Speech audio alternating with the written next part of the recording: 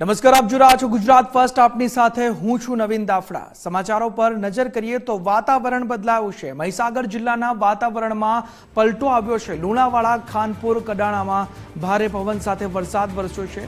ધીમી ધારે વરસાદનું ભારે પવન સાથે આગમન થઈ ગયું છે. મહીસાગરમાં આ વરસાદ વરસ્યો છે. પવન અને આકાશમાં વીજળીનો ચમકારો પણ જોવા મળ્યો છે. એટલે કે વીજળીના કડાકા ભડાકા સાથે ભારે પવન સાથે જાણે કે મિની વાવાઝોડું સર્જાયું હોય તેવા પવન સાથે મહીસાગર જિલ્લાના વાતાવરણમાં બદલાવ આવી ગયો છે. અચાનક વાતાવરણ બદલાઈ ગયું છે.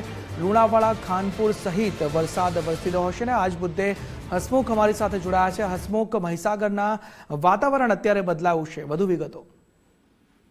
જી ચોક્કસથી જે રીતે વાત કરવામાં આવે તો મહીસાગરના વાતાવરણમાં એકાએક પલટો જોવા મળી રહ્યો છે. મહીસાગર જિલ્લામાં સમી સાંજે એકાએક વાતાવરણમાં પલટો આવ્યો હતો ને ભારે પવન પણ ફૂંકાઈ રહ્યો હતો. વીજળીના કડાકા ભડાકા સાથે જે વાત કરવામાં આવે તો વરસાદનું પણ આગમન થયું હતું.